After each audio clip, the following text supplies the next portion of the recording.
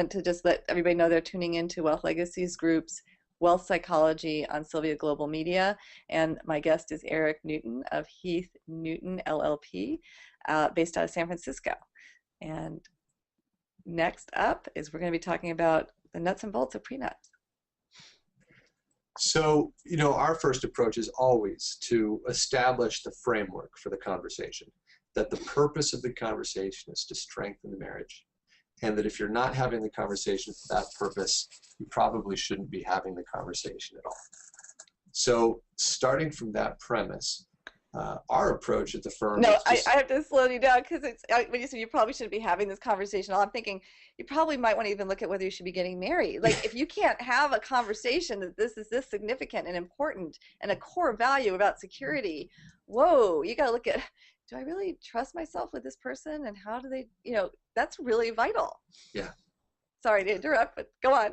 Well, I hesitate to even say it, but we've seen a couple of our couples actually decide not to get married during the process of having these conversations, and I thought of that as a real blessing. We're rigorous in how we have this conversation, and because we want to set people up for success. And if through that rigorous process they decide that it's not going to work, that's such a blessing. Oh my gosh, yes, because if they got married and had kids together and this is already at play, oh, what a nightmare. Yes. Yeah, yes. Good point.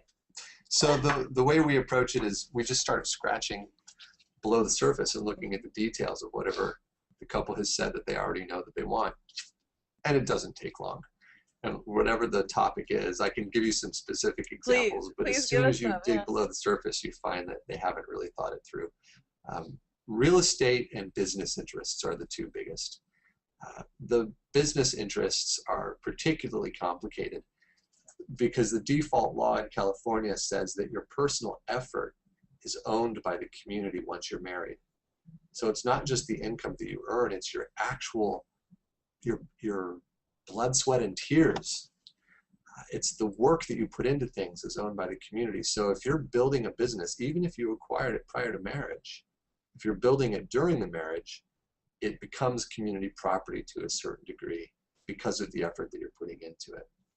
And is it also if the effort of the other spouse that's making sure that you have good meals and your kids are well taken care of, and that you takes care of the home life? Is that considered part of the blood, sweat, and tears too, or is there? It is, and that fact is expressed in the law around real estate. So, let me turn off my phone here. In the real estate context, when one party, so let's say a home is owned by one party separately prior to marriage, and then during the marriage, that party goes and, let's say they redo the bathroom in the house. Well, in that case, they've contributed their personal effort to the house, and so the house has increased in value as a result, and so now the community owns a portion of that house. But if the other party contributes to the development of the house in some way, whether it's by creating a stable foundation for the first party to go work on the house, or if they themselves go in and redo the roof, that also contributes personal effort owned by the community into the house, and so a portion of the house becomes community property. So it doesn't matter which spouse is doing the work or what kind of work they're doing, it's contributing to the overall growth and the wealth of the community. And you can see how that plays into kind of America's core ethos and how marriage works, right? The two people come together as one, and their efforts from that point forward are shared, and the fruits of those labors are also shared, and that's expressed in the law. And but in today's society, in the way that marriages are happening today, with entrepreneurs of different stripes coming together in different configurations, that can create a real challenge for two people coming together in order to sort out their business affairs or their real estate interests in a way that works for them. And so, again, we just need to start scratching below the surface a little bit to find out what it is that they actually want to happen with these business interests, to find out that that they haven't considered everything. When you described that you had a couple of couples that actually decided not to get married, do you recall what the sticking points were for them, or what they weren't able to resolve? Yeah, I'll say generally because I hesitate Yeah. to say specifically because of confidentiality. But in both of those cases, it had to do with core philosophy around the use of wealth. What is the purpose of wealth, and how should it be used? And it's like the spending it versus maintaining it versus I'm stewarding this wealth that was in my family and it's meant to go to my kids and only my kids, and you know, like where there's real differences in terms of values around it. yeah, yeah. And again, it's my view after seeing this hundreds upon hundreds of times that money is at the core of what we humans think about ourselves. It's at the root of our deepest fears and our deepest hopes. And when these things start to come to the surface, they're not necessarily ugly. There's nothing wrong with them, but they're also not always compatible. You know, and these two couples, it was back to back actually last year that these two couples had this experience. And my view of these folks was that nobody's perspective was wrong. In fact, I thought all their perspectives were quite lovely. It's just that they didn't work together. Mm-hmm.